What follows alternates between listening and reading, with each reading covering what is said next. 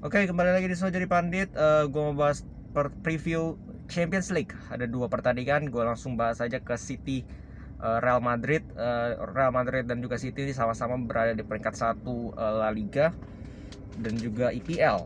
Jadi ini pertandingan antara dua pemimpin klasemen sementara dari liga masing-masing, Liga Inggris dan juga Liga Spanyol. Kita tahu bahwa kedua tim ini memang secara track record, secara kualitas memang cukup layak berada di peringkat satu sementara di liga masing-masing, dan secara penampilan mereka cukup konsisten. Nah, kita bahas dulu dari starting lineup. Kemungkinan praktis kedua tim ini tidak banyak berubah ya.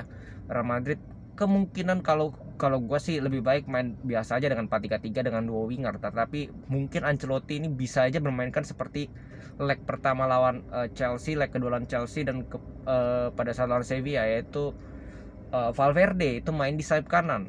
Jadi bermain dengan 4-4-2 lebih tepatnya. Jadi hanya mengandalkan Vinicius dan Benzema di depan, karena mengingat ini mainnya di Etihad. Baru leg pertama, jadi Madrid kemungkinan akan bermain jauh lebih aman ya. Mereka mengincar minimal, mereka harus jangan sampai kebobolan. Dan City tentu saja dengan mereka bermain di kandang, mereka memanfaatkan momentum tersebut. City kita tahu sendiri permainannya selalu ofensif, kecuali kemarin mungkin pada saat FA Cup, dan gua rasa itu juga karena Pep melepas itu. Jadi pada pertandingan kali ini kita akan melihat City yang jauh berbeda, City yang kembali seperti normal, yaitu dengan ofensif, dengan full attack. Mereka akan menekan Real Madrid, dan yang bisa diharapkan dari Real Madrid bukan dengan strategi tetapi secara mental. Mereka apakah bisa menahan gempuran Manchester City yang akan sangat intens. Nah, ini yang berbahaya. Kalau mereka kehilangan fokus, bisa aja mereka dibantai, bisa aja. Dan ya, peluang memang gua rasa semua juga sepakat bahwa di leg pertama ini terutama itu City lebih diunggulkan sedikit. Kita tidak bisa meremehkan Real Madrid juga, karena kita tahu Real Madrid sudah berkali-kali berhadapan seperti ini dalam tekanan di pertandingan-pertandingan Champions League. Mereka sebelum ini juga melawan PSG, melawan Chelsea, itu juga tekanannya sangat besar. Peluang mereka juga dikatakan tidak diunggulkan, tetapi mereka mampu membuktikan bahwa mereka gains a win. Mereka bisa lolos ke babak selanjutnya, dan itu tidak mudah. Itu diraih dengan dua leg susah payah. Nah, pada pertandingan kali ini, jika Real Madrid mau menang, mereka harus fokus. Mereka harus, menurut gua Ancelotti ini nggak usah banyak eksperimen, langsung mainkan kekuatan terbaik Real Madrid di leg pertama ini.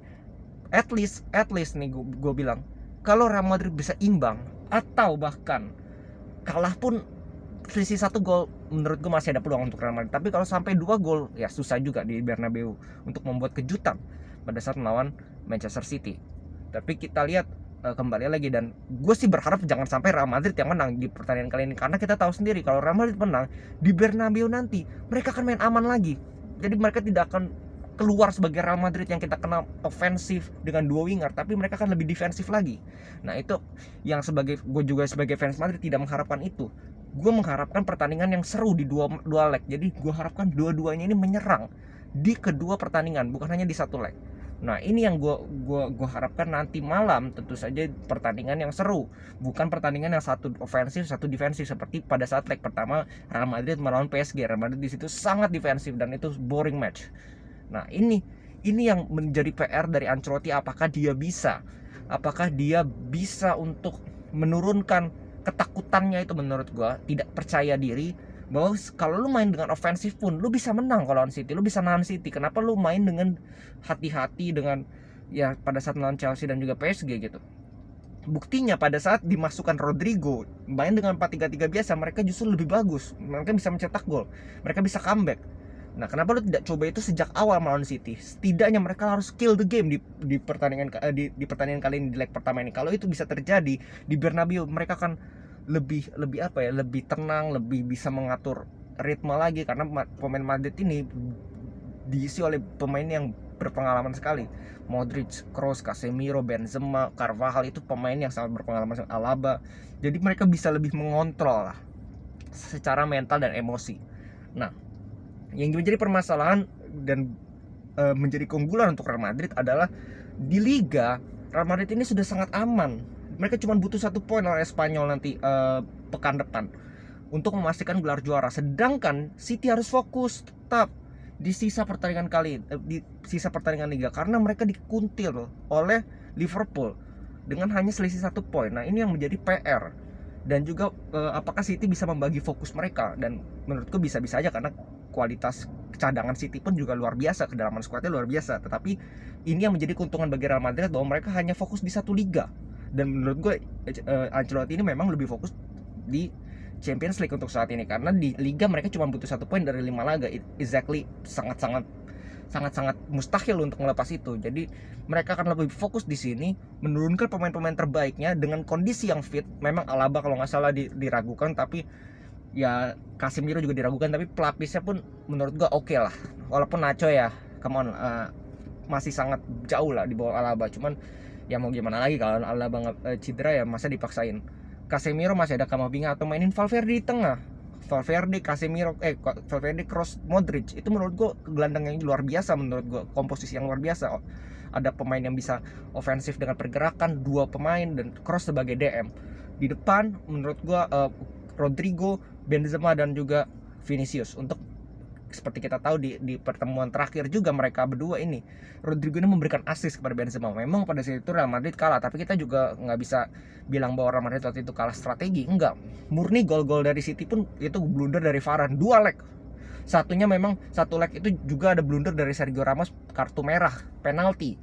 Nah jadi gol-golnya dari City pun bukan gol-gol set play yang cantik, melainkan blunder dari lini pertahanan Real Madrid. Itu yang harus diperhatikan oleh Real Madrid, bahwa mereka tidak bisa melakukan blunder itu melawan City. City ini dikasih celah sedikit aja itu bisa memanfaatkan, apalagi dikasih blunder. Nah ini yang harus diperhatikan kembali lagi oleh Ancelotti dan lini pertahanan Real Madrid. Kita tahu Eder Militao ini sering bikin deg-degan ya kalau di pertandingan-pertandingan besar. Nah ini kembali lagi tugas siapa lagi kalau bukan Ancelotti untuk memberikan motivasi, peningkatan moralitas. Pep tentu saja juga tidak mau kalah menurut gua. Di press conference dia menunjukkan bahwa dia pelatih yang memang sudah berpengalaman. Dia memuji, dia ya istilahnya rendah hati sekali lah. Istilahnya dia benar-benar menganggap pertandingan ini 50-50 match. Dan gua pun sepakat bahwa ini pertandingan yang sangat seimbang, sulit untuk diprediksi. Terutama di leg pertama pasti kedua tim ingin sekali bermain, ya minimal mereka jangan sampai kebobolan terlebih banyak dulu. Kalau mereka kebobolan banyak ya selesai di leg kedua itu, mau City yang kebobolan banyak atau Real Madrid yang kebobolan banyak, mereka akan selesai menurut gua. Karena kembali lagi ini lawannya ini bukan Benfica, lawannya bukan Villarreal. Lawannya ini 2 tim terbaik menurut gua di liganya masing-masing. Jadi itu yang harus diperhatikan oleh kedua tim. Kita lanjut ke Liverpool Villarreal. Villarreal kita tahu menyingkirkan Bayern Munchen, menyingkirkan Juventus, kurang luar biasa apa lagi. Tapi kita tahu menyingkirkannya ini pun dengan luar biasa tricky ya, dalam arti mereka hanya 2 on target kalau nggak salah lawan Bayern Munchen, 2 gol di 2 leg, dan itu bisa menyingkirkan Bayern Munchen yang mencetak jauh lebih banyak shot on target.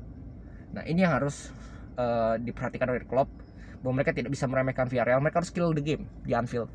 Main di Anfield dulu kan, mereka harus kill the game, itu yang penting. Kayak lawan Benfica 3-1 dulu, nah itu selesai, karena Villarreal pasti akan keluar di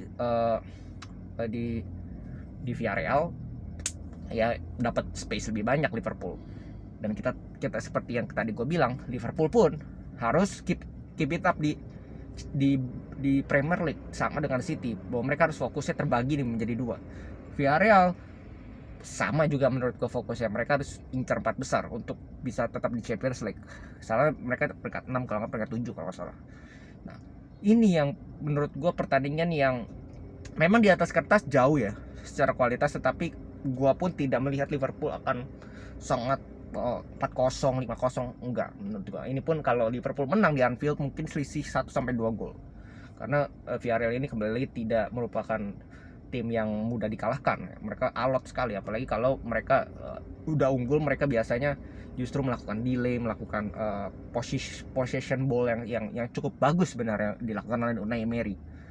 Ya kalau Liverpool bisa memanfaatkan itu, dan gue yakin bisa dengan kualitas lini depan yang luar biasa, Luis Diaz, Jota, Salah, Mane, bahkan ada Firmino.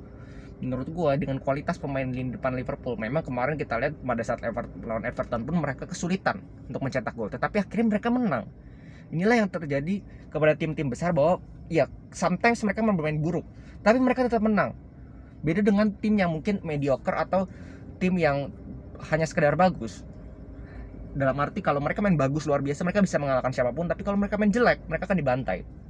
Nah, beda dengan tim-tim seperti Liverpool, Manchester City, bahkan Chelsea, bahkan Real Madrid. Mereka main jelek pun mereka masih bisa menang. Itu soal mental, soal bagaimana mereka, ya, efektivitas itu tinggi sekali. Dan kembali lagi seperti yang gue sering katakan, bahwa efektivitas itu sangat berpengaruh dan sangat penting di dalam pertandingan sepak bola oleh tim manapun. Tidak mengandalkan kualitas pemain tentu saja. Kita preview mungkin sedikit mengunggulkan dari segi kualitas pemain, tapi di dalam lapangan semua bisa terjadi. Kita tahu siapa yang mengunggulkan Villarreal bisa menyingkirkan Bayern Munchen, tidak ada. Nah, terbukti Villarreal mampu dengan efektivitas lebih tinggi mampu menyingkirkan Bayern Munchen. Ini yang menjadi PR. Dan memang untuk leg pertama ini pun, kalau City tadi gue prediksi mungkin gue mengunggulkan City 51-49. Kalau Liverpool gue sedikit mengunggulkan 55-45 untuk Liverpool. Jadi kita lihat nanti. Gue sih berharap pertandingannya, gue nggak peduli hasilnya berapa, cuman gue mengharapkan kedua tim ini tidak ada yang bermain aman. Artinya mereka berusaha untuk meraih gol, berusaha untuk menang di pertandingan ini.